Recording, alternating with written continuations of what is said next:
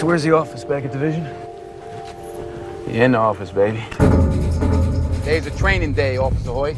Show you around, give you a taste of the business, you know? This is a story about a guy who's twisted. See that hand-to-hands? They look like college kids. I'll get an education today. Come on, man, we can't do that. Police, put your hands up! Put them up! Hell yeah, we can. We the police. We had badges, so it's different. That's what I'm talking about. I think he believes his methods are entirely justified. Some of them I buy and some of them I don't. Police officer! Jesus, what more you want? I want justice. Get away from the girl! What's wrong with street justice? Oh, just let the animals wipe themselves out, God will. I don't think I've seen a character like this in a long time. Not like this. I will do anything you want me to do. Will you? We'll see.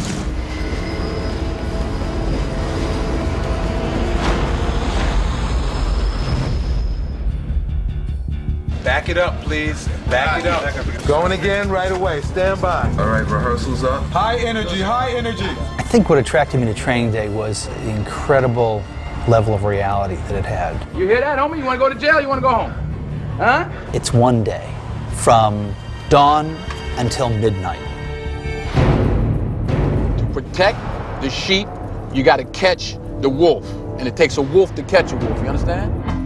Camera reloaded.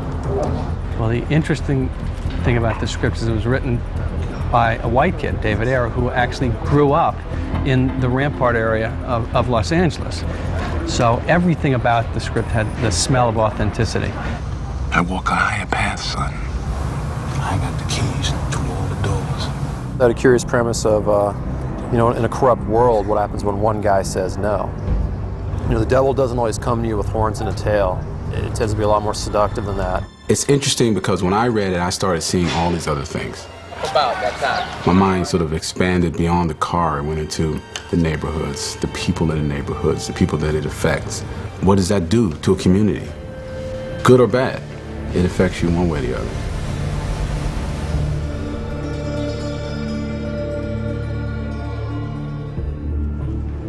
So this will be with two cameras. Two cameras. Stand right there. Denzel plays this detective who runs an elite squad of undercover narcotics agents in South Central LA. And it's my first day as a part of that. Stand up. I think he's trying to teach him to be a good cop. He has a line, he says, you know, I don't get handicapped by bullshit. Oh, okay. Stand up now. Come on. We do what we gotta do the way we gotta do it so that we can get things done. Judges have handed out over 15,000 man-years of incarceration time based on my investigations, okay? My record speaks for itself. How many felons have you collared? It's a great opportunity for him to work with this highly revered, decorated officer. It's a real opportunity for him to succeed. You got the magic eye, Hoyt. You have the magic eye. You up your street IQ, you're gonna do some damage out here, I guarantee you. Crime fighter. He wants to be Alonzo when he first meets Alonzo. He wants to make detective, you know? He wants the fame, you know? And there's a price to pay. Come on, yeah. So I don't think Jake had a clue of what he was gonna get out of this day. I think he thought he was gonna get through the day, ride around in the car, hear a lot of verbiage, you know? It's not what happens. Y tus trailers, visita mi canal. Yeah, sit me down next, put me in the front seat with him. He started off as a good cop, and you know, there's a line he says, hey, you gotta have a little dirt on you for anybody to trust you out here. I can shoot between them. One cop said it's all about fear and intimidation. They gotta know that you're gonna roll hard on them. Hey, control your suspect. Miss, palms on the glass. You move those hands, I'll slap the taste out of your mouth. You understand me? Put your face right up against the glass. Right there. In his world, it's all one big shade of gray. And whatever it takes to get the job done is acceptable, is permissible. He's a guy that's probably done some good when he first started and realized that, you know, if you just move this an inch this way, you can actually get a case to stick. And then you start moving it a foot in a yard, and next thing you know, you're on the other side.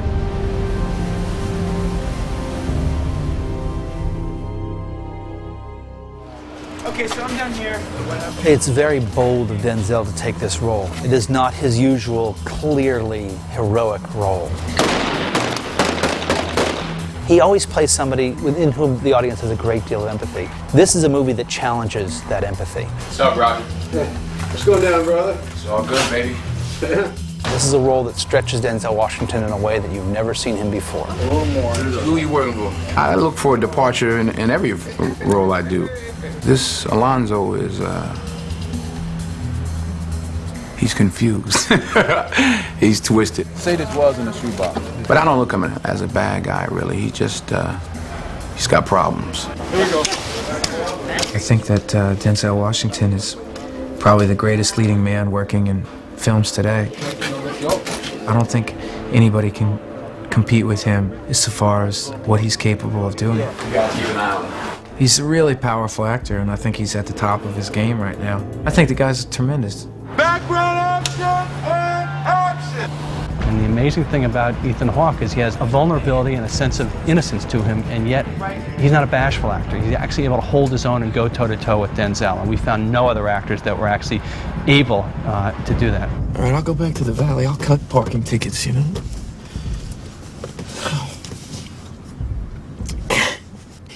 It can't be like this. It is this way, man. I'm sorry I exposed you to it, but it is. It's ugly, but it's necessary. There's something so innocent about Ethan. He's such a nice person. He's a great guy, you know?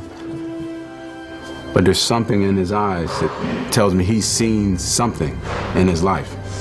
I think Alonzo played you for a fool, Lester. I needed somebody that had some darkness to start. I think that made him more interesting. He's a good kid. He's a fine actor. He's intelligent. He's a good human being. He's a real good man. I like him a lot. Why is he talking to him in particular? Right. I mean, that's well. Ethan and Denzel both wanted me to push them, and they pushed me, for sure. I mean, they challenge me every day because they're very smart, very logical. As soon as I start, I'll open it. Yeah. If you don't have the right answer, they'll challenge you. You know, it's not about rushing to get the shot. It's about getting it right for them, and you know that's what works for me too. Come over. I mean, these two guys, man, are, you know, they're pros. Period. I couldn't think of anybody else I want to be making this movie with.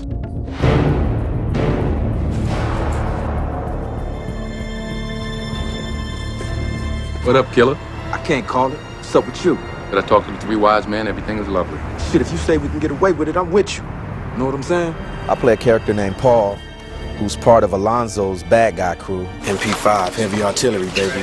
They go in and do all the dirty work. Set and action! Go, go, go, go, go, go, go, go! He's a laid-back kind of guy, but not to be played with at all. Yeah, and you just jump right in. I wanted each character to be memorable. Drop what's in your hands before zero. I didn't want it just to be another day player, somebody, you know. I wanted somebody that you won't forget. What you need, homie? Crack. $20? Crack? Yeah. What, I look like a sucker to you? No, I was down with it because I'm trying to get in the movie game as it is and to work with Ethan and Denzel and Antoine. I'm like, you know what I'm saying? You ain't got to ask me twice. I'm here. What's up, nephew? It's fascinating. Going there with Snoop, going there with Dre. I feel like I'm hanging with the Beatles. Well, you got the gun, don't you, boys? That's right, I do. Punk-ass, bitch-ass, crooked-ass cop. Give me a break, okay? Racy is fantastic. She brought so much to the table. She got together with wardrobe and everybody, and she came back with these long nails and this wig on. She was just ghetto fabulous, is what we call it. You know, she was ghetto fabulous. She was great. I can see why she's a wonderful artist, because she gets into it. She's very specific, and I don't know what she knows about acting, but she was asking the right questions. He kind of simplified it for me. He just said, put yourself in that situation, like make yourself that character, and then do what you would do. Blast that fool! He taught me a lot just with that one sentence. Changed everything for me. So we're gonna shoot Ethan, you over behind Ethan. So him walking and looking over his shoulder here. It was interesting watching her, watching Snoop, watching Dr. Dre. First positions, please. It's also good for me just to be around other artists that do other things than act and see how that exchanges. I'm more interested in people who have seen some things in life. Life teaches you much more than anybody can ever teach you in an acting class. You know, and these people have seen it. Look at each character. They've been through it.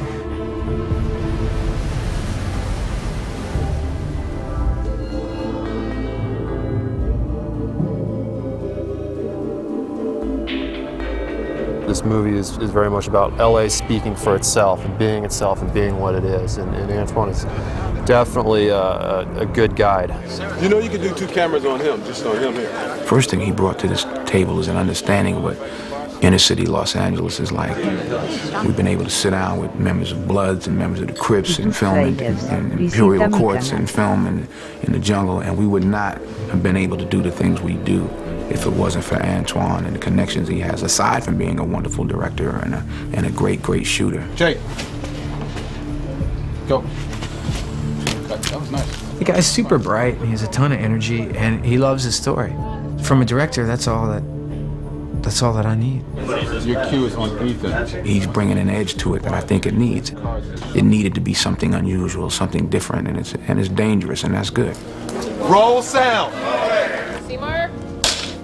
But the look of the film is very distinct. It looks like LA.